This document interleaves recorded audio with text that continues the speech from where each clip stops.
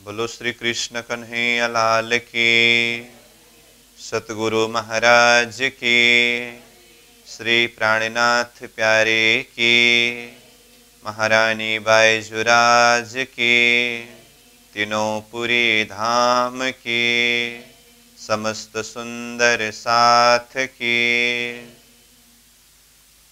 आनंद कंदम प्रभुदेव चंद्रम ब्रजेश रूपेण पुरापि जातं प्रवेश्य प्राप्तं प्रिय प्राणनाथं परेश पूर्णं सततं नमामि।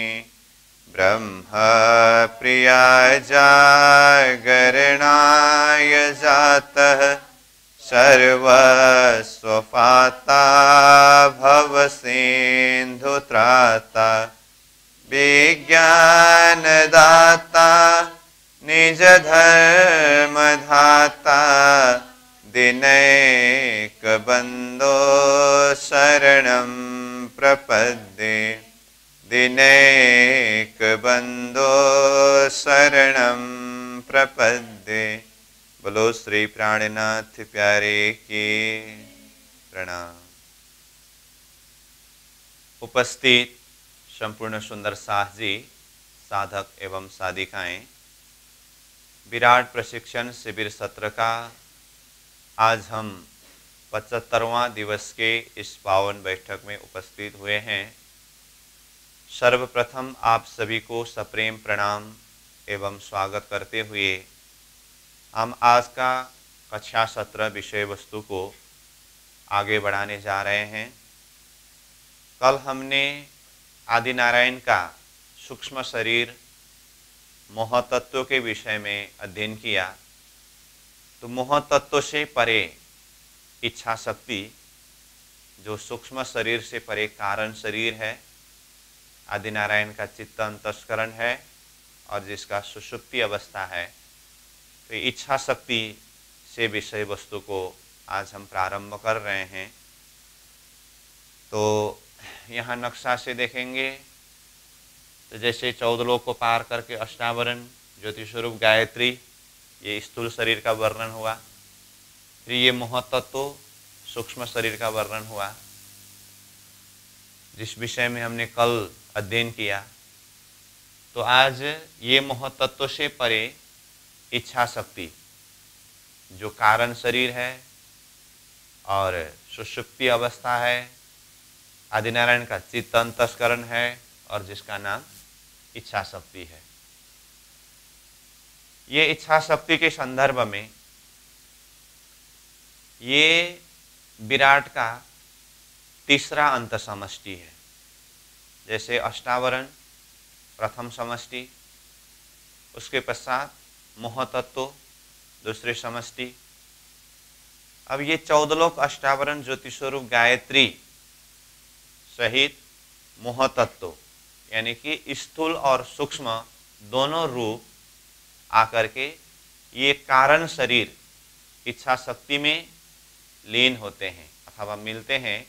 इसलिए ये इच्छा शक्ति रूप कारण शरीर को तीसरे समष्टि नाम से बताया है।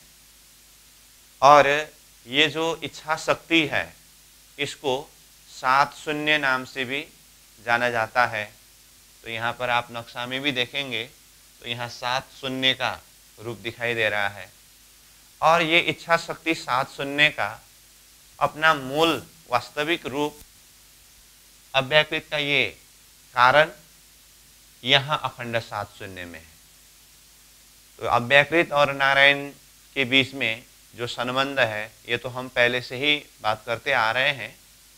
फिर भी यहाँ प्रसंग में हम जोड़ दे रहे हैं कि अव्याकृत का कारण ये अखंड 7 शून्य इच्छा शक्ति, इसी का प्रतिबिंब नारायण का कारण में इच्छा शक्ति 7 शून्य। तो ये इच्छा शक्ति में मुख्य रूप में 5 शक्ति, जिसे पंच शक्ति कहते हैं, जो वास्तविक, अनिर्वचनीय, तुच्छा, शिव कल्याणी और उन्मुनी करके ये पंच शक्ति है। तो यहाँ नक्शा में भी देखिए ये पंच शक्ति का रूप 1 2 3 4 5 करके ये 5 शक्ति का रूप दिखाया है। और जिस तरह से यहाँ आदिनारायण का कारण में इच्छा शक्ति में 5 शक्ति है, इसका मूल अव्याकृत का कारण में भी देखिए तो यहाँ 1 2 3 4 5 ये पंच शक्ति मुख्य रूप में इच्छा शक्ति के अंदर की शक्ति है। ठीक है, तो ये 5 शक्ति में से उन्मुनी शक्ति जो है ये महान शक्तिशाली है। ये स्वयं आदिनारायण की सत्ता को धारण करते हैं और ये जो इच्छा शक्ति अथवा 7 शून्य के द्वारा ही संसार में जितने भी शब्द हैं और जितने भी ये रंग हैं और जो संगीत के राग रागिनी विशेष करके उसमें 7 स्वर है ना, सा रे ग म प ध नि, ये 7 स्वर इसी इच्छा शक्ति 7 शून्य के द्वारा ही प्रकट हुए हैं और अनंत शब्द राशि का ये मूल स्रोत है। यहीं से ये सब कुछ विस्तार हुआ है और ये अनहद नाद, अजपा जाप, तो इन सब का मूल रूप ये इच्छा शक्ति ही है। और ये इच्छा शक्ति में विशेष करके इह और अनिह 2 भाव से इसका 2 रूप वर्णन किया है। इह और अनिह मतलब इह भाव इच्छा रूप माया है और अनिह भाव अनिच्छा रूप ब्रह्म है। ये इह भाव और अनिह भाव को समझने के लिए, जैसे ये तो इच्छा शक्ति मतलब चित्त अंतस्करण की बात हो रही है, इसको हम मन के भाषा से अगर समझने का प्रयास करें तो मन का भी 2 रूप है जिसे शुद्ध मन और अशुद्ध मन कहते हैं। तो ये शुद्ध मन और अशुद्ध मन में अशुद्ध मन ये संसार तरफ लगने वाला वृत्ति है और शुद्ध मन आत्मा परमात्मा तरफ लगने वाला वृत्ति है। तो मन में जिस तरह से शुद्ध और अशुद्ध 2 भाव है, इसी तरह से चित्त में इह और अनिह, तो मन के हिसाब से देखे तो अशुद्ध मन जैसा इच्छा शक्ति में इह भाव जो इच्छा रूप माया है और मन के हिसाब से शुद्ध मन जैसा इच्छा शक्ति में अनिह भाव जो अनिच्छा रूप ब्रह्म भाव है, जो जब कभी भी आत्मा परमात्मा के तरफ ही केंद्रित होता है। और आदिनारायण का यह कारण शरीर, ये इच्छा शक्ति के इह और अनिह 2 भाव में से अनिह भाव जो अनिच्छा रूप ब्रह्म भाव है, जिसके द्वारा आदिनारायण का महाकारण मंडल के शुद्ध सूक्ष्म में एक मकड़ी के तार रूप सूत्र के द्वारा जुड़ा हुआ है, ये वर्णन आता है। तो यहाँ मकड़ी का तार ये शब्द प्रयोग करने का अर्थ क्या है? तो मकड़ी के तार की विशेषता देखिए तो वो इतना सूक्ष्म है, इतने आसानी से दिखाई नहीं देता है, परंतु है। और कोई भी जीव कारण से महाकारण मंडल में प्रस्थान करना चाहे तो यही मकड़ी की तार रूप मार्ग से सूत्र के द्वारा ही जा सकते हैं। तो इसको अध्यात्म अर्थ में अथवा बातुनी अर्थ में चिंतन करते समय ये मकड़ी का तार के समान जो मार्ग है, ये श्रद्धा विश्वास रूपी मार्ग है। ये श्रद्धा विश्वास इतना सूक्ष्म है, इतना बारीकी है। ये मकड़ी के तार की विशेषता क्या होते हैं? थोड़ी मोड़ी हवा इसको हिलाता रहता है, वो टूटता नहीं है, परंतु एक बार वो टूट गया है ना, वो फिर जोड़ नहीं सकते। अर्थात ये महाकारण मंडल में यानी कि आत्मा भाव में प्रवेश करने के लिए एकमात्र सूत्र मार्ग है श्रद्धा विश्वास रूपी मार्ग। वो श्रद्धा विश्वास रूपी मार्ग कुछ हद तक वो तटस्थ रहता है, परंतु ये अध्यात्म मार्ग में, आत्मा परमात्मा के मार्ग में, वो श्रद्धा विश्वास रूपी मार्ग अगर एक बार टूट गया फिर उसको जोड़ना कोई संभव नहीं है। इसीलिए वो सूक्ष्म मार्ग, श्रद्धा रूपी मार्ग, विश्वास रूपी मार्ग के द्वारा ही आगे बढ़ सकते हैं। तो विश्वास शब्द के ऊपर तो शास्त्र ने भी क्या कहा, विश्वास फलदायकम। महामती प्राणनाथ जी कहते हैं, विश्वास करने दौड़े जेह तारतम फल लेसे तेह। तारतम का फल वो विश्वास के माध्यम से ही प्राप्त कर सकते हैं। तो इस तरह से ये मकड़ी के तार वाला प्रसंग भी ये इच्छा शक्ति के प्रसंग में आता है। और संसार में बहुत सारे उपासनी, निर्गुणी, निरंजनी बहुत साधक हुए, परंतु कोई भी ये आदि नारायण का कारण शरीर इच्छा शक्ति से आगे नहीं जा सके। तो इस तरह से इच्छा शक्ति के संदर्भ में इन शब्दों के माध्यम से वर्णन किया है। उसका थोड़ा कुछ सार रूप में मैंने बताया, बाकी सारा यही किताब में ही वर्णन किया है। तो सीधा हम किताब के शब्दों के माध्यम से ही इसको अध्ययन करेंगे तो सब समझ सकते हैं।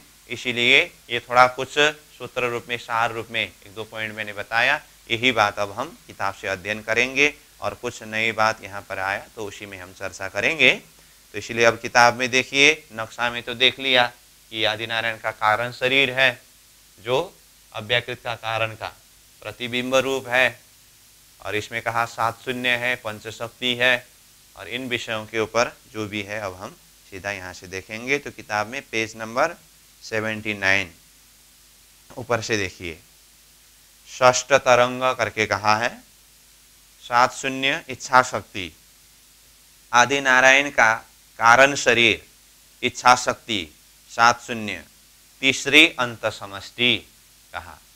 तो ये आदि नारायण का कारण शरीर, सुषुप्ति अवस्था, चित्त अंतस्करण, इच्छा शक्ति, ये तो हमने पहले ही आदि नारायण का 4 शरीर का विस्तार प्रसंग में आत्मा सोपान के शब्द से ही हम फेमिलियर हो चुके हैं। वही शब्दावली यहाँ पर आ रहा है।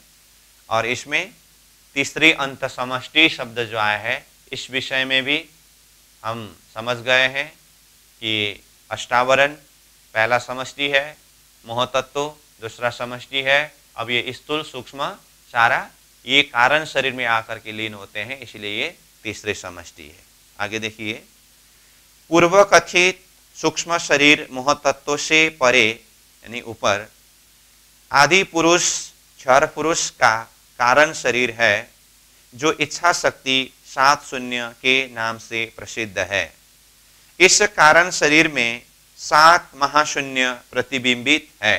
तो 7 महाशून्य प्रतिबिंबित मतलब ये 7 शून्य जो असली रूप में अव्याकृत का कारण में है, जिसको महाशून्य शब्द प्रयोग किया, और ये प्रतिबिंब रूप में नारायण का कारण में होने से उस भाव में यहाँ पर 7 महाशून्य प्रतिबिंबित है शब्द प्रयोग हुआ, जिसका विस्तार 1-1 खरब योजन है। इन शून्यों से अनंत राग तान, असंख्य मीठे मीठे स्वर तथा अनगिनत रंगों की तरंग प्रतिक्षण उठा करती है। तो देखिए यहाँ पर जितने भी राग तान है, असंख्य मीठे मीठे स्वर है, तथा अनगिनत रंगों की तरंग जो है यहीं से प्रतिक्षण उठा करती है करके कहा। इनकी अधिष्ठात्री वास्तवी, अनिर्वचनीय, तुच्छा, शिव कल्याणी और उन्मुनी, ये 5 अति प्रबल शक्तियां हैं। जो नक्शा में 5 शक्ति का स्थान दिखाया, इन 5 में उन्मुनी अत्यंत प्रचंड शक्ति है। यह स्वयं आदि नारायण की सत्ता का उपभोग करती है। इन्हीं शून्यों से पूर्वोक्त आदि नारायण के 7 स्वरूप इंद्र, धर्मराज, ब्रह्मा, विष्णु, शिव, बेष्टि ज्योति स्वरूप और गायत्री की उत्पत्ति होती है। 7 स्वरूप मतलब आदि नारायण के जो 10 स्वरूप का प्रसंग चल रहा है ना, उसमें से 7 स्वरूप का अब तक वर्णन हुआ है। जैसे हमारे शरीर में 10 सुरति प्राण है, इसी तरह से आदि नारायण का ये सृष्टि संचालन के लिए 10 स्वरूप है करके, जिसमें 7 स्वरूप का वर्णन किया। वो 7 स्वरूप ही कहाँ से विस्तार हुए हैं? ये आदि नारायण का कारण शरीर इच्छा शक्ति के द्वारा ही उत्पत्ति अथवा विस्तार हुए हैं। अतः अजपा जाप अनहद नाद का यही स्थान है। यहाँ नित्य गौलोक की 3.5 करोड़ सखियों सहित श्री राधा कृष्ण के आनंद विहार वाले ब्रज रास लीला का प्रतिभास पड़ा है, जो आदि नारायण के महाकारण मंडल के कारण और महाकारण में है। तो यहाँ सृष्टि के अंदर आदि नारायण के महाकारण मंडल के शुद्ध महाकारण और शुद्ध कारण में रास और ब्रज की प्रतिभासी की लीला है, और उसी का प्रतिभास यहाँ नारायण का कारण शरीर में भी पड़ा। ये भी यहाँ पर खुलासा किया गया। यह कारण शरीर 7 शून्य इच्छा शक्ति की आनंदमयी सुषुप्ति अवस्था है। तो इसका अवस्था सुषुप्ति अवस्था है, ये भी पहले से ही चर्चा हुई। इसके 2 स्वभाव है, इह और अनिह। इह तो इच्छा रूप माया है और अनिह अनिच्छा रूप ब्रह्म है। इस अनिह शक्ति ने आदि नारायण के महाकारण मंडल के शुद्ध सूक्ष्म में स्थित शतलोक को मकड़ी के तार के समान सूत्र से एक दूसरे को मिला रखा है। यही बात बताया ना, इच्छा शक्ति में जो अनिह भाव है, इसके द्वारा आदि नारायण का महाकारण मंडल के शुद्ध सूक्ष्म, एक बार देखिए, यहाँ कारण के अनिह भाव ने महाकारण मंडल के शुद्ध सूक्ष्म में ये मकड़ी के तार के समान एक सूत्र के द्वारा आपस में जोड़ करके रखा है। तो मकड़ी के तार के संदर्भ में मैंने जैसे पहले ही कहा, ये श्रद्धा विश्वास रूपी मार्ग है, और आत्मा परमात्मा की यात्रा में एकमात्र मार्ग ये श्रद्धा विश्वास रूपी मार्ग से ही आगे बढ़ सकते हैं। इस कारण इच्छा शक्ति के आगे जाने वाले मुक्त जीवों के लिए यही सोपानवत बन जाती है। यही मतलब वो मकड़ी के तार के समान जो सूत्र है वही सोपानवत यानी कि सीढ़ीवत बन जाते हैं, जिसके सहारे मुक्त जीव ऊपर महाकारण स्थान में जा सकते हैं। परंतु इस मार्ग से आज तक कोई गए नहीं है। वहां से जा सकते हैं, परंतु इस मार्ग से अभी तक कोई भी ये कारण को पार करके महाकारण मंडल में नहीं जा सके हैं। तो इसके लिए महामती प्राणनाथ जी की चौपाई के द्वारा ही यहाँ खुलासा किया। नीचे चौपाई देखिए, यथा उपासनी निर्गुण या निरंजन किन उल्लंघ्यो न जाए विष्णु को कारण, या शास्त्र या साधुजन द्वैत सबे समानी शून्य। इस तरह से ये चौपाई बताया। मतलब उपासनी निर्गुणी निरंजनी, उपासना मार्ग निर्गुण निराकार मार्ग से चलने वाले कोई भी ये विष्णु यानी कि आदि नारायण का कारण शरीर इच्छा शक्ति को उल्लंघ करके उसको पार करके नहीं जा सका। शास्त्रों के शब्द और साधुजनों की जो भी शब्द है, सब ये द्वैत संसार के अंदर ये शून्य मंडल इच्छा शक्ति में ही जा करके वहीं पर रुक गए। इस तरह से कहा तो अर्थ यही बताया है। निर्गुण निरंजन निराकार ब्रह्म को और साकार ब्रह्म ब्रह्मा विष्णु शिव देवादि की उपासना करने वाले साधकों में से कोई भी आदि नारायण महाविष्णु भगवान के कारण शरीर इच्छा शक्ति 7 शून्य को उल्लंघ कर आगे पांव रख नहीं सका। जितने भी शास्त्र ग्रंथ या साधुओं द्वारा प्रचारित साधनादि पद्धतियां हैं, वे सब की सब द्वैत के विस्तार 14 लोक तथा 7 शून्य निराकार निरंजन में ही समा जाती है, उससे आगे निकल नहीं पाती। इस तरह से प्राणनाथ जी की चौपाई के माध्यम से ही यहाँ खुलासा किया गया कि आदि नारायण के कारण शरीर ये इच्छा शक्ति से आगे ये उपासनी निर्गुणी निरंजनी इस मार्ग के द्वारा साधना करने वाले कोई भी नहीं जा सके हैं। ऊपर देखिए, इस 7 शून्य इच्छा शक्ति के स्वरूप में हंसों का सरोवर है। तो यहाँ हंसों का सरोवर शब्द प्रयोग हुआ है, इसका अर्थ पवित्र विचार वाले पवित्र आत्माओं के भंडार है यहाँ पर। तो हंस शब्द एक पवित्रता के लिए प्रयोग किया जाता है, क्योंकि जैसे पहले भी हमने चर्चा किया है, राजहंस जो दूध और पानी को अलग कर सकते हैं, ऐसे ही वो पवित्र आत्मा माया और ब्रह्म की भेद को सही हिसाब से जान सकते हैं और वो ब्रह्मपरक वृत्ति में ही तटस्थ रह सकते हैं। इसीलिए ऐसे आत्मा को हंस रूप आत्मा करके बताया है। इसीलिए यहाँ हंसों का सरोवर करके उन पवित्र विचार वाले पवित्र आत्माओं को संकेत किया गया है, जो महाकारण मंडल के शुद्ध सूक्ष्म द्वारा यहाँ प्रतिभाषित है। मतलब ये हंस रूप जो आत्मा अथवा हंसों का सरोवर जो है, ये महाकारण मंडल के शुद्ध सूक्ष्म के द्वारा यहाँ प्रतिभाषित है कहा। अनेक जीवों का मुक्ति स्थान भी यही है, यही मतलब कारण शरीर इच्छा शक्ति, परंतु ये सब अनित्य है, महाप्रलय तक ही रहता है। इसको निम्नोक्त प्रकार से कहा गया है, शून्यम तत्प्रकृतिर माया ब्रह्म विज्ञान मित्यपि। इस तरह से बताया, इस आदि नारायण के कारण शरीर इच्छा शक्ति को शास्त्रों में शून्य, माया ब्रह्म, प्रकाश स्वरूप, प्रकृति, विज्ञान स्वरूप, पुरुष, आत्मा, ईश्वर, इच्छा शक्ति, विश्व कारण आदि विभिन्न नामों से पुकारा है। अब ये विभिन्न नाम में नीचे देखिए, शून्य प्रकृति इच्छा शक्ति, आत्मा पुरुष विज्ञान रूप, माया ब्रह्म विश्व कारण ईश्वर प्रकाश स्वरूप, इस तरह से कहा।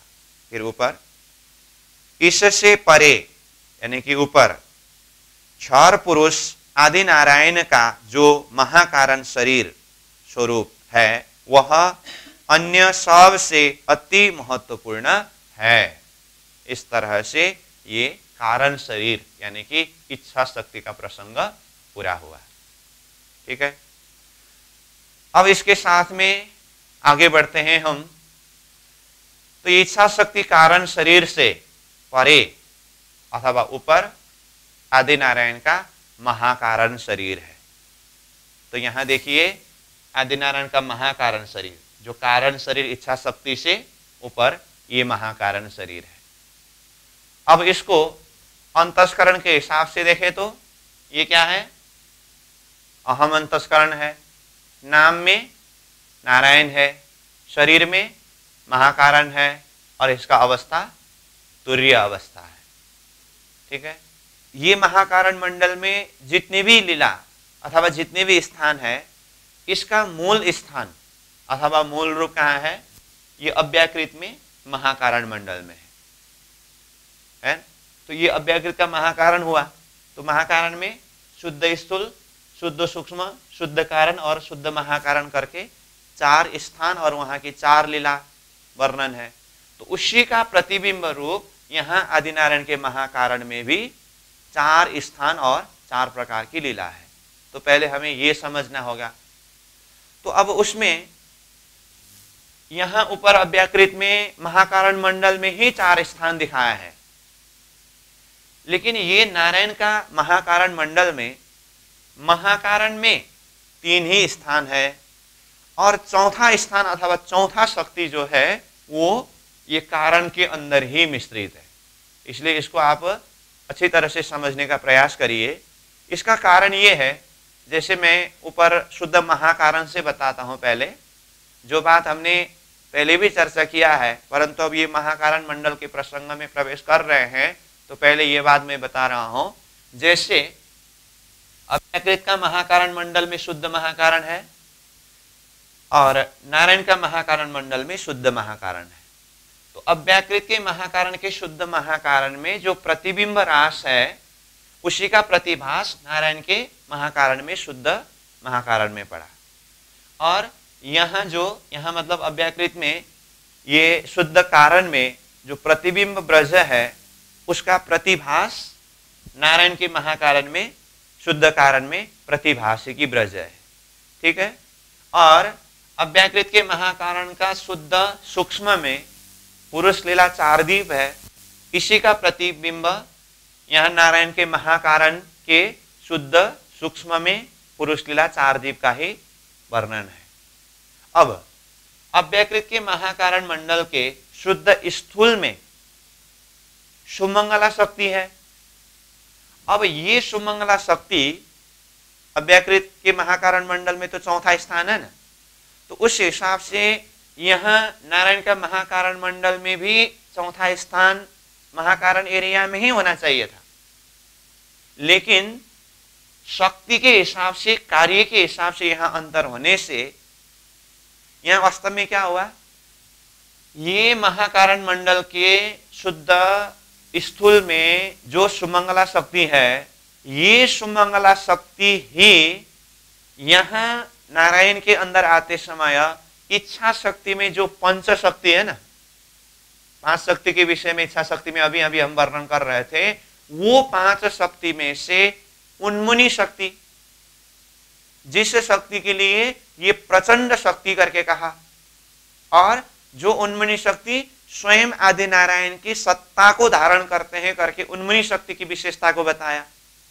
तो ये उन्मुनी शक्ति मूल रूप में अव्याकृत का महाकारण मंडल के शुद्ध स्थूल का सुमंगला शक्ति है।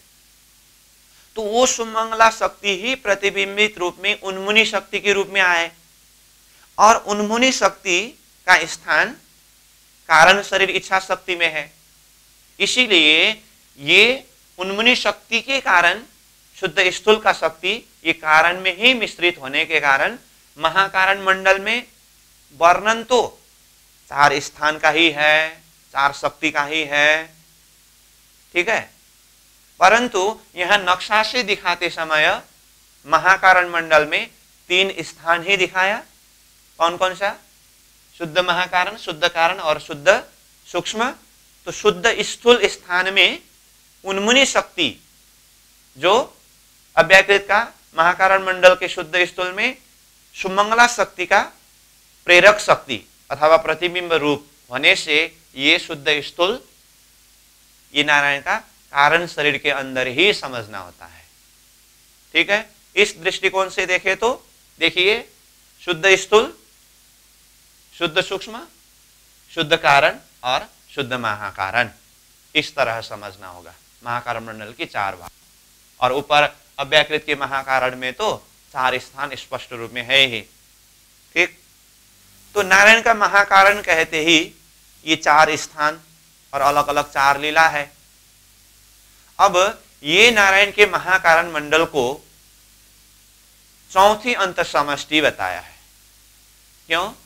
14 लोक, अष्टावरण, ज्योति स्वरूप, गायत्री, मोहतत्व सहित इच्छा शक्ति, यानी कि प्रथम समष्टि, दूसरी समष्टि और तीसरी समष्टि के अंदर जो भी वर्णन करके आए, ये सब आकर के महाकारण मंडल में समा जाता है, एकत्रित होते हैं ये सारे शक्ति। इसलिए ये महाकारण मंडल को चौथी समष्टि करके वर्णन किया है। और ये विराट का 9वीं मजल है। ये सारा वर्णन यहाँ आएगा। और बाकी जो हमने 4 शरीर का विस्तार का प्रसंग जो आत्मसोपान के माध्यम से पहले ही वर्णन किया है, वो भी यहाँ पर बताया है। और विशेष करके यहाँ चारों स्थान में जो जो लीला है उस विषय में यहाँ बताया है, जिस विषय में हम पहले से ही चर्चा कर ही रहे हैं।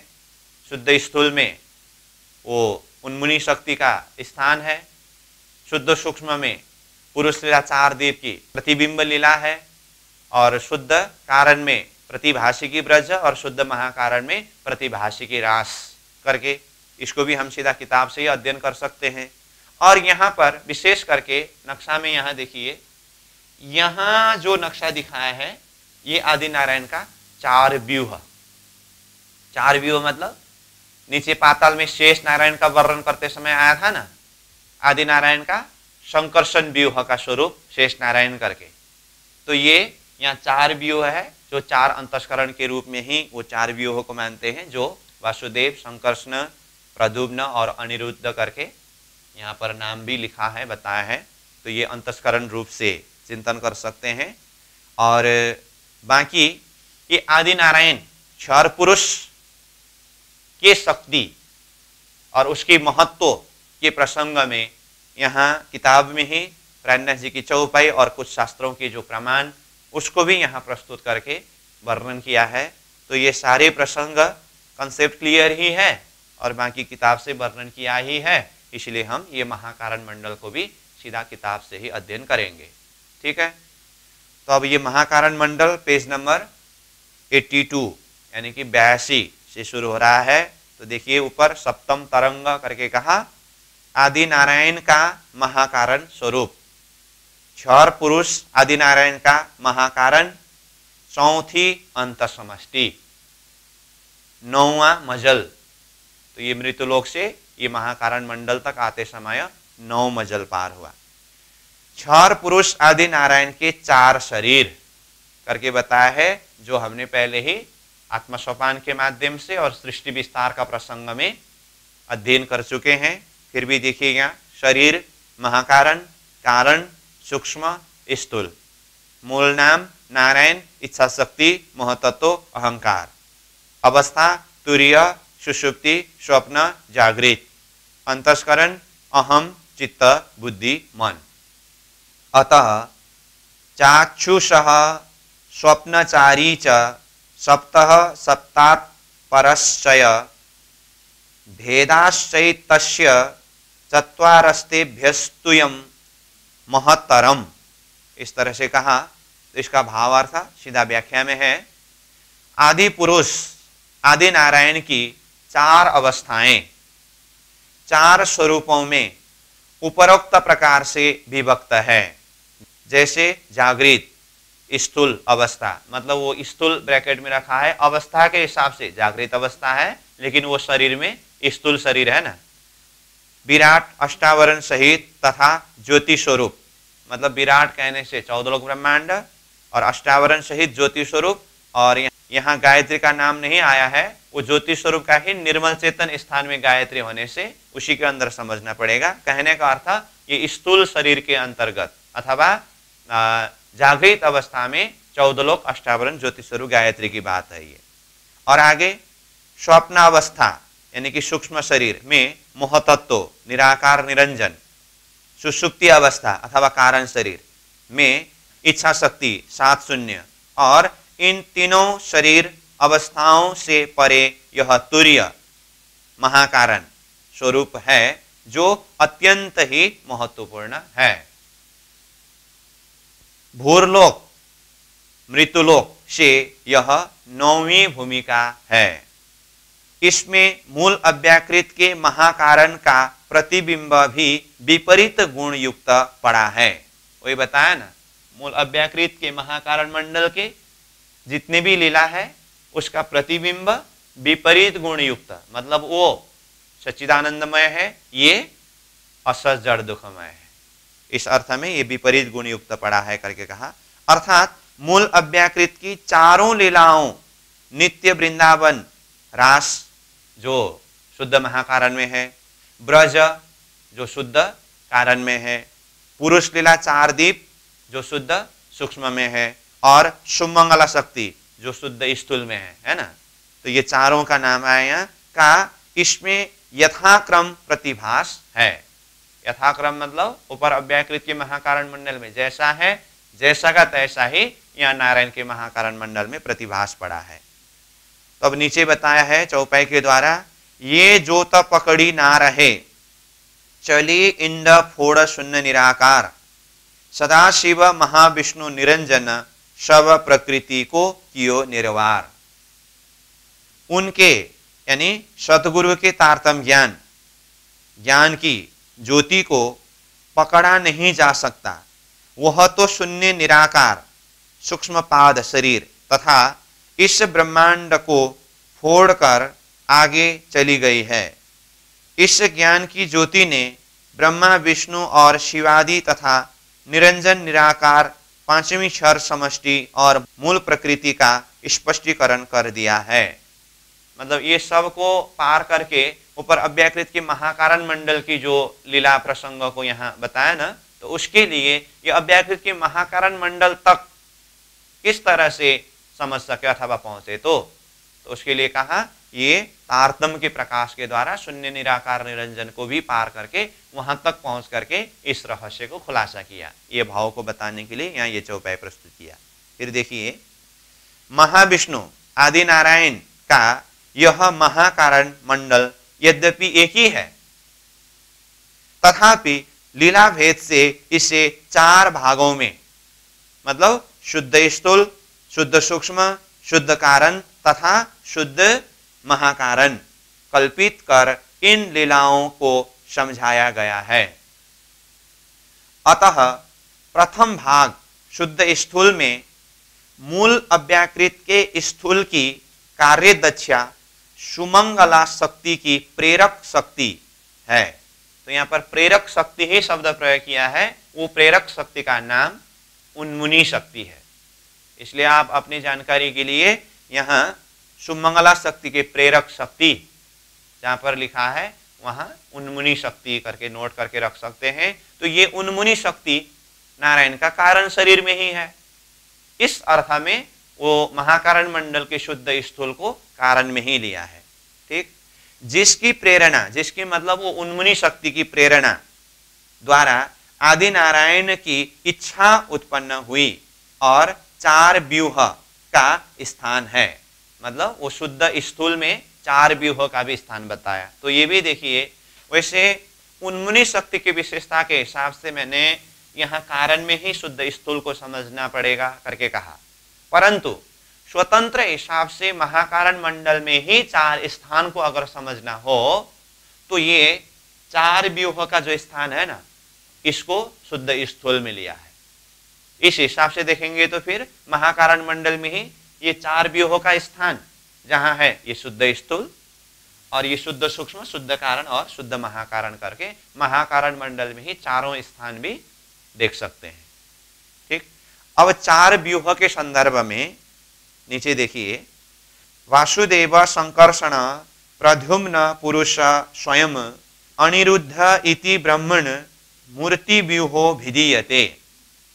इस तरह से 4 व्यूहों का नाम बताया। भावार्थ में स्वयं भगवान ही वासुदेव, संकर्षण, प्रद्युम्न और अनिरुद्ध इन 4 मूर्तिवंत स्वरूपों में अवस्थित है। यसर्थ उन्हीं को चतुर्व्यूह रूप में कहा गया है। मतलब ये भगवान का ही 4 रूप ये चतुर्व्यूह रूप में बताया है। तो ये 4 व्यूह का नाम हुआ। तो इसको हम किस तरह से समझें? तो जिस तरह से आदिनारायण का 4 शरीर का विस्तार करके जो अलग हिसाब से 4 अंतस्करण 4 शरीर रूप से विस्तार का वर्णन प्रसंग आया, तो उस हिसाब से देखें तो ये 4 शक्ति 4 व्यूह भी 4 अंतस्करण का ही रूप है। वैसे उसमें देखें तो ये प्रद्युम्न जो है ये अहम अंतस्करण शक्ति है और वासुदेव जो है ये चित्त अंतस्करण का शक्ति है और अनिरुद्ध जो है ये बुद्धि अंतस्करण का शक्ति है और संकर्षण जो है ये मन अंतस्करण शक्ति अथवा ये संकर्षण व्यूह मन का स्वरूप है।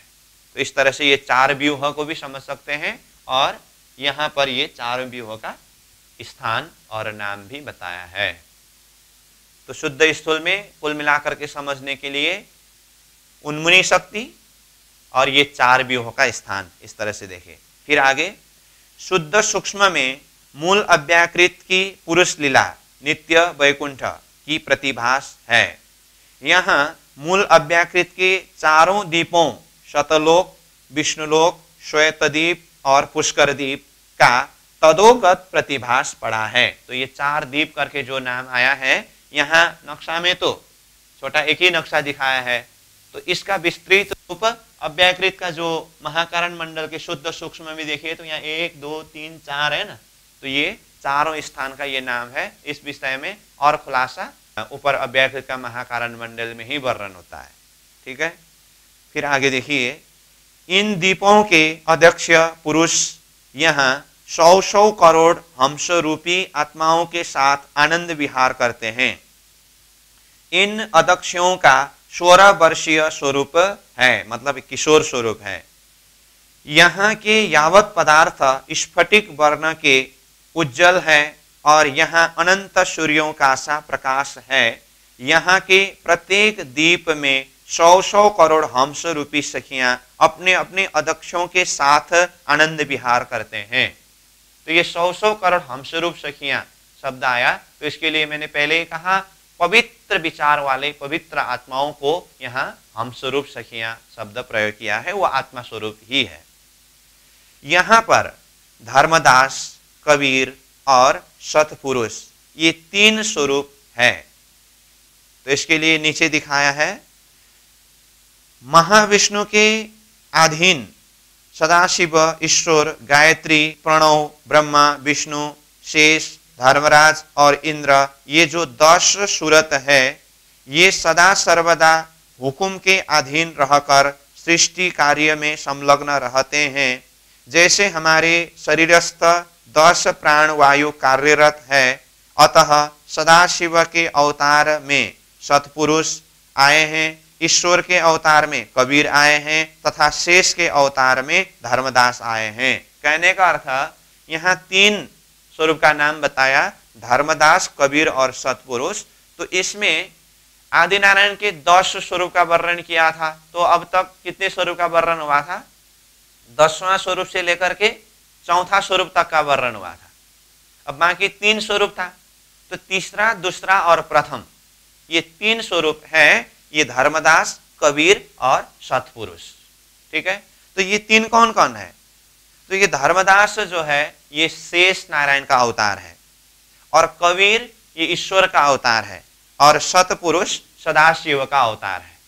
तो इस तरह से ये तीनों स्वरूप को मिला करके पहले का 7 स्वरूप, और ये 3 जोड़ करके जो 10 स्वरूप हुए, ये आदि नारायण के 10 सुरति प्राण स्वरूप है, जिसके सक्रियता में आदि नारायण ये सृष्टि को संचालन करते हैं। तो इस भाव को यहां पर स्पष्ट किया। आगे देखिए, फिर इससे पहले आदि नारायण के स्थूल शरीर अंतर्गत जो 7 स्वरूप इंद्र, धर्मराज, ब्रह्मा, विष्णु, शिव, ज्योति स्वरूप प्रणव और गायत्री थे, उन सब को मिलाकर यहां तक आदि नारायण क्षर पुरुष के 10 स्वरूप सुरति प्राण होते हैं। यही 10 स्वरूप क्षर पुरुष ब्रह्मांड के 10 प्राण रूप है। जैसे हमारे शरीर, जैसे हमारे पिंड शरीर में भी 10 प्राण कार्यकर्ता के रूप में कार्यरत है, उन्हीं के द्वारा क्षर पुरुष का सब व्यापार चलता है। मतलब ये 10 स्वरूप के माध्यम से ही सारा सृष्टि व्यवस्था चलता है। तो इस विषय में पहले से ही चर्चा हो रही है, तो यहाँ ये 10 स्वरूप का निरूपण हुआ। आगे, उक्त शुद्ध सूक्ष्म से परे शुद्ध कारण में, मतलब यहाँ देखिए ये शुद्ध सूक्ष्म की बात हुई ये सब, अब यहाँ से परे शुद्ध कारण। ठीक है, गोपियों सहित श्री राधा कृष्ण की ब्रज लीला का प्रतिभास है। तो ऊपर अव्याकृत का महाकारण मंडल के शुद्ध कारण में जो प्रतिबिंब ब्रज लीला है, उसी का प्रतिभास यहाँ नारायण का महाकारण मंडल में शुद्ध कारण में है। अतः इस शुद्ध कारण से परे शुद्ध महाकारण में रास लीला का प्रतिभास पड़ा है।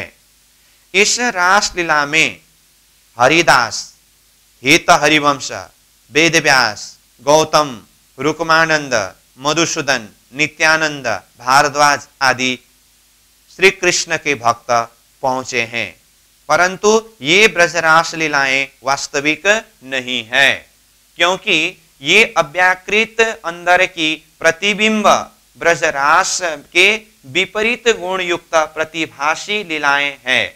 प्रतिभासी लीलाएं होते हुए भी ये साधारण जीवों के लिए तो अति दुर्लभ, अप्राप्य है। इस तरह से बताया, मतलब यहाँ पर प्रतिभास लीला है, और यहाँ पर जो जो भक्त पहुंचे उनका नाम भी बताया, परंतु ये वास्तविक नहीं है, क्योंकि ये प्रतिभासी की लीला ये असत जड़ दुखमय संसार के अंदर है कहा। फिर भी यानी कि ये प्रतिभास लीला होने पर भी, वास्तविक न होने पर भी यहां तक पहुंचना हर किसी की बस की बात नहीं है। और जितने भी भक्तों का यहाँ पर नाम बताया है, जैसे हरिदास, हित, हरिवंश, वेदव्यास, गौतम, रुक्मानंद, मधुसूदन, नित्यानंद, भारद्वाज आदि कृष्ण भक्त का नाम बताया। तो यहाँ पर एक प्रश्न आ सकता है कि पहले आदिनारायण का कारण शरीर का वर्णन करते समय कारण शरीर से ऊपर महाकारण में कोई नहीं जा सका है करके वर्णन किया था और प्राणनाथ जी की चौपाई भी वहां पर प्रस्तुत हुआ था। तो यहाँ फिर महाकारण मंडल में तो इन भक्तों का नाम आया, ऐसा जिज्ञासा हो सकता है। उसमें हमें ये विचार करना होगा, वहां पर जो चौपाई भी प्रस्तुत किया है और व्याख्या किया है वो उपासनी, निर्गुणी या निरंजनी, यानी कि सगुण ब्रह्म उपासक और निर्गुण ब्रह्म उपासक, इनमें से कोई भी नहीं पहुंचे हैं कारण शरीर से परे, उस अर्थ में बताया है। और ये महाकारण मंडल में जो भी पहुंचे हैं जिनका नाम आया है, ये सगुण और निर्गुण से परे कृष्ण भक्ति साधना करने वाले साधक ही ये महाकारण मंडल में पहुंचे हैं। इसीलिए ये कृष्ण भक्ति की साधना, जिसमें हमने मृत्युलोक का प्रसंग में सगुण, निर्गुण और पराभक्ति के संदर्भ में चर्चा करते समय भी वो पराभक्ति कृष्ण भक्ति, जिसे अनन्य भक्ति भी कहा है, दशदा भक्ति भी कहा है, और इसका लक्ष्य नारायण का महाकारण मंडल करके कहा था, वो बात यहां पर आकर के भी स्पष्ट हुआ है। ठीक है, अब आगे देखिए, यहां तो केवल श्री कृष्ण उपासक अनन्य भक्त ही पहुंच सकते हैं। देखिए, अनन्य भक्त करके कहा, इसीलिए ये अनन्य भक्ति मार्ग से, अनन्य भक्त मतलब श्री कृष्ण जी को ही अनन्य भाव से मानने वाले, ऐसे भक्त ही पहुंच सकते हैं, अन्य नहीं। क्षर पुरुष आदि नारायण के इस महाकारण शरीर यानी स्थान को शास्त्रों में विभिन्न नामों से आदेश किया गया है, जैसे महाविष्णु, आदि नारायण, महानारायण, आदि पुरुष, अव्यक्त पुरुष, ईश्वर, कार्य ब्रह्म, सबलीक, आनंद ब्रह्म आदि आदि, इस तरह से बताया। तो नीचे क्षर पुरुष महाविष्णु नारायण ईश्वर कार्य ब्रह्म, अव्यक्त आदि पुरुष नारायण सबलीक आनंद ब्रह्म, इस तरह से कहा। फिर से ऊपर देखिए, यथा प्रधान दिविशै शांतम चेतना चेतनात्मकम एक पादम द्विपादम च बहुपादम पादकम मूर्तमेतद्वरे रूपम भावना त्रितयात्मकम, इस तरह से बताया। तो इसका भावार्थ देखिए, प्रकृति से लेकर स्थूल पर्यंत चेतना चेतनात्मक विश्व ब्रह्मांड जगत एक पाद, द्विपाद, तीन पाद और अपाद अर्थात स्थूल, सूक्ष्म, कारण और महाकारण, सभी पादों की समष्टि अर्थात जो जितना भी है वह भगवान आदि पुरुष के त्रिगुण भावनामय है, इस तरह से बताया। तो ऊपर ये स्थूल, सूक्ष्म, कारण, महाकारण में वो एक स्टार मार्क है, उसको नीचे हम देख ही लेते हैं। ईता अक्षर को बिलस्यो मन 5 तत्व 14 भवन यामे महाविष्णु मन मन थे त्रिगुण ताथे थिरचर सब उत्पन्न, मतलब 4 पाद रूप में विस्तार हुआ है ना। तो सृष्टि विस्तार किस तरह से हुआ, तो इसमें मुख्य बात यामे महाविष्णु मन मनते त्रिगुण ताथे थिरचर सब उत्पन्न, इस तरह से सृष्टि विस्तार होते समय ये 4 पाद में यानी कि महाकारण, कारण, सूक्ष्म, स्थूल रूप में विस्तार हुआ है। तो इस बात को समझाने के लिए ये चौपाई यहाँ प्रस्तुत हुआ। नश्वर जगत नारायणी सृष्टि में कुटस्थ अक्षर ब्रह्म के मन अव्याकृत प्रकृति द्वारा आदि नारायण प्रकट हुआ, उससे 5 तत्व तथा 14 लोक रूपी सृष्टि की उत्पत्ति हुई। अक्षर ब्रह्म के मन स्वरूप महाविष्णु पुनः महाविष्णु के मन रूप पाताल स्थित शेष साई तथा शेष साई के मन से त्रिगुण स्वरूप ब्रह्मा विष्णु महेश उत्पन्न हुए। इन्हीं से 5 तत्व तथा 3 गुण वाले स्थावर जंगम सारी सृष्टि का विस्तार हुआ। फिर ऊपर से देखिए, ये स्थूल, सूक्ष्म, कारण, महाकारण जितने भी पाद है ये सब त्रिगुण भावमय ही है करके बताया। फिर ऊपर देखिए, जो त्रिगुण भावनामय है वह सब अनित्य है, अतः इसे संसार कहते हैं। तो आदिनारायण के द्वारा जो भी सृष्टि विस्तार हुआ है ये अनित्य है, इसलिए इसको संसार कहा। जहां पर गुणों का क्षोभ एवं समावेश होता है, जहां प्राकृत पदार्थों का उदय लय होता है वह सब प्रकृति का ही क्षेत्र है, अर्थात अनित्य नाशवान है। शेष साई नारायण पाताल से लेकर आदि पुरुष आदि नारायण हिरण्यगर्भ तक जितने भी स्वरूपों का वर्णन किया है, मतलब अब तक हमने जितने भी वर्णन किया पाताल से लेकर के ये महाकारण मंडल तक, वे सब के सब इस महाकारण स्वरूप से ही उत्पन्न हुए हैं। ये चार पुरुष आदि नारायण महाविष्णु अपनी मन रूपी रामत लेकर नारायणी सृष्टि रूपी जहाज के दोनों किनारे में खड़ा है। तो इस तरह से ये आदि नारायण महाविष्णु के मन रूपी रामत शब्द प्रयोग किया, जिसके लिए पहले ही यामे महाविष्णु मन मनते त्रिगुण ताथे तिरचर सब उत्पन्न वाला चौपाई ने सारा सृष्टि ही मन का विस्तार करके वर्णन किया। और यहाँ दोनों किनार में खड़ा है, कहने का मतलब यहाँ ऊपर आदि नारायण रूप में और नीचे पाताल में शेष नारायण रूप में, दोनों तरफ खड़े होकर के ये सृष्टि रूपी जहाज को संचालन किया। तो अब ये आदि नारायण महाविष्णु के मन रूपी रामत इस प्रसंग में अथवा आदि नारायण महाविष्णु की शक्ति के प्रसंग में अब यहाँ पर नीचे कुछ शास्त्रीय प्रमाण और महामती प्राणनाथ जी के चौपाई के माध्यम से यहाँ कुछ वर्णन किया है, तो इसको हम देखेंगे। तो नीचे देखिए 1 नंबर में महाविष्णुश्च लोमनाम वै विवरेषु च शौनक प्रति विश्वेषु दिक्पाला ब्रह्मा विष्णु महेश्वरा। भावार्थ, चार पुरुष महाविष्णु के एक एक रोमकूप में 14 लोक रूपी अनेकों ब्रह्मांड लटके पड़े हैं। उन हर एक यानी प्रत्येक ब्रह्मांड में त्रिदेवा कार्य ब्रह्म ब्रह्मा विष्णु शिवादि द्वारपाल के रूप में अवस्थित है।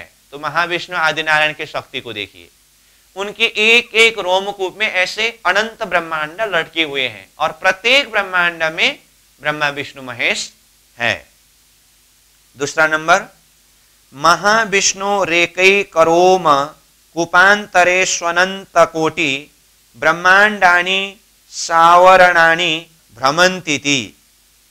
भावार्थ, महाविष्णु चार पुरुष आदि नारायण के एक एक रोमकूप छिद्रों में ऐसे ऐसे अनंत कोटि ब्रह्मांड अष्टावरण सहित भ्रमण करते हैं। ऐसे प्रत्येक ब्रह्मांड के द्वारपाल रूपी त्रिदेवों की संख्या कौन निकाल सके।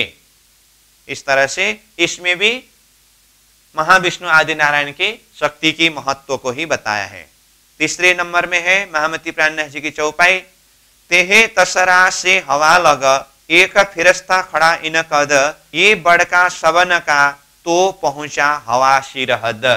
इसका अर्थ यहीं पर स्पष्ट किया है, तेहे तसरा यानी कि पाताल से लेकर हवा शून्य निराकार एवं आदि नारायण के स्थूल पाद तक संकर्षण व्यूह अहंकार पुरुष शेष साई नामक एक बड़ा विस्तार वाला फिरस्ता अष्टावरण सहित 14 लोक को शीर पर लेकर खड़ा है, जो 14 लोक में सबसे अग्रज बड़ा है। तो यहाँ बड़ा फिरस्ता कहने से शेष नारायण के लिए कहा है।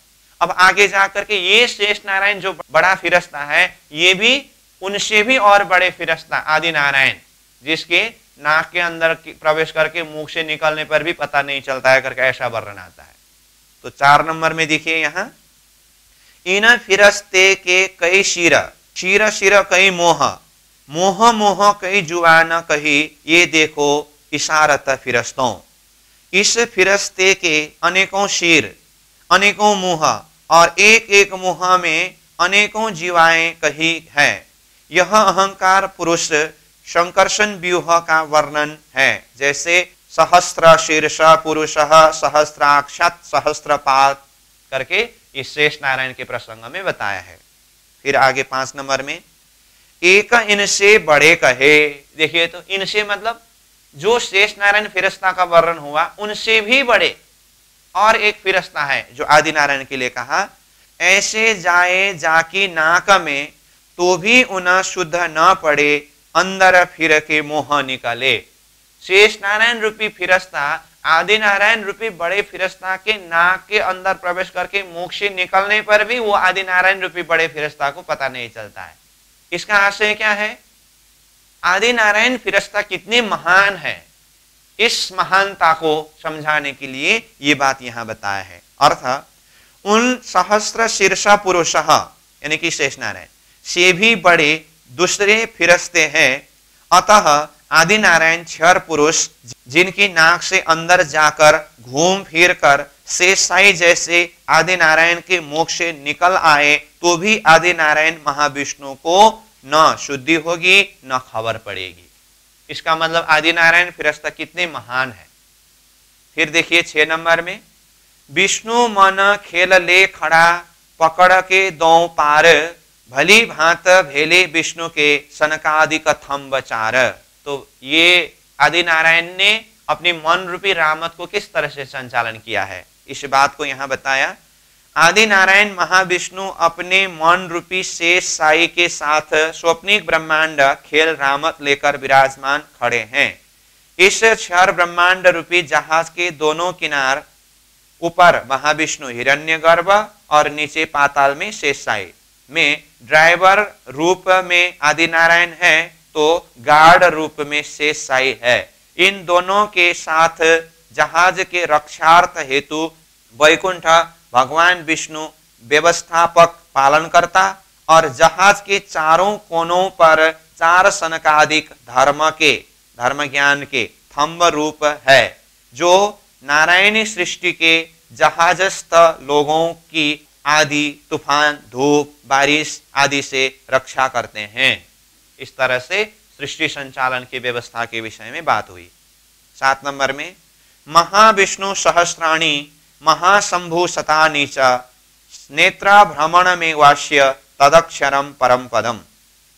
भावार्थ, हम लोग जिस ब्रह्मांड में वर्तमान है ऐसे असंख्य अनगिनत ब्रह्मांड है, इसलिए इन ब्रह्मांडों के हजारों महाविष्णु आदि नारायण, सैकड़ों महाशंभु आदि देव और कईयों ब्रह्मांड अक्षर ब्रह्म के नेत्र संचालन चक्षुर निमीलेन मात्रा से लीन नाश हो जाते हैं। 8 नंबर, नि प्रवेशे निरालोके सर्वतस्तमसावृते ब्रह्मांडम भूदेक मत्स्यरस्य कारणम परम। भावार्थ नीचे, जब सृष्टि की रचना हुई ही नहीं थी उस समय यत्र तत्र सर्वत्र चारों ओर 10 दिशाओं में अंधाकार का ही साम्राज्य था। उस वक्त सृष्टि का परम कारण रूप एक तेजोमय अंडा प्रकट हुआ जिससे अक्षर का मन रूपी अव्याकृत सारी नारायणी सृष्टि का कारण बना। अतः उसी से कार्य रूपी सृष्टि खड़ी हुई। तो निर्जीव अंडा और उसमें अव्याकृत का मन प्रवेश होना और चेतन होकर के नारायण उत्पत्ति होना, इस प्रसंग में हमने जो पहले से ही वर्णन किया है वही बात यहाँ इस तरह से बताया गया। ठीक है, तो ये आदि नारायण महाविष्णु शब्द आया था पेज नंबर 88 में, तो उसके विषय में ये प्रमाण देते हुए उनकी शक्ति की महत्व को बताते हुए आगे व्याख्या हुआ। तो ये सारी बात हुई। फिर से लौट करके आइए मूल स्थान में। तो देखिए, यह क्षर पुरुष आदि नारायण महाविष्णु अपनी मन रूपी रामत लेकर नारायणी सृष्टि रूपी जहाज के दोनों किनारे में खड़े हैं।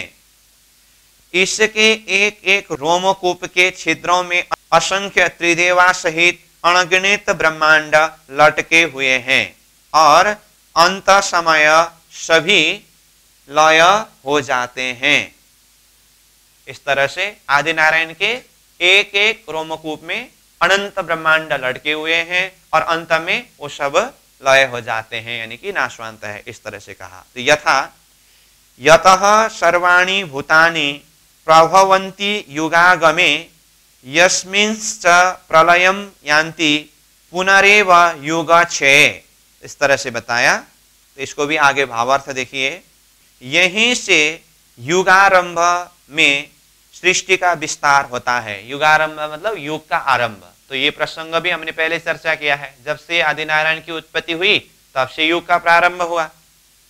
ठीक, और युग का क्षय होने पर इसी में ही सब समा जाते हैं। तो अंतिम में जाकर के सब यही आदि नारायण में ही समा जाते हैं।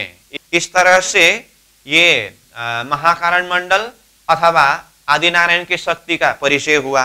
और यहाँ पेज नंबर ये 92 में ही ये अंडरलाइन में, अतः इस क्षर पुरुष की हद से ऊपर बेहद तो 82वां पक्ष है, जैसे करके यहाँ चौपाई बताया है, इसके भावार्थ बताया है। इसके अंदर जो 108 पक्ष की बात है उसका भाव है। तो ये थोड़ा सा अलग प्रकार का वर्णन है। तो आज का हमारा समय पूरा हुआ है, इसीलिए आज हमने आदिनारायण का कारण शरीर इच्छा शक्ति और महाकारण शरीर के अंदर ये स्वयं आदिनारायण के स्थान और उनकी शक्ति के विषय में देखा। तो ये पेज नंबर 92 में अंडरलाइन जो बात है इसको हम कल चर्चा करेंगे। इसी के माध्यम से 108 पक्ष की बात भी कुछ खुलासा करनी है। उसके बाद फिर आगे हम महाशून्य समष्टि इसको देखेंगे। तो अभी के लिए यहीं पर विश्राम देते हैं। पूर्णमदः पूर्णमिदं पूर्णात् पूर्णमुदच्यते पूर्णस्य पूर्णमादाय पूर्णमेवावशिष्यते। प्रणाम।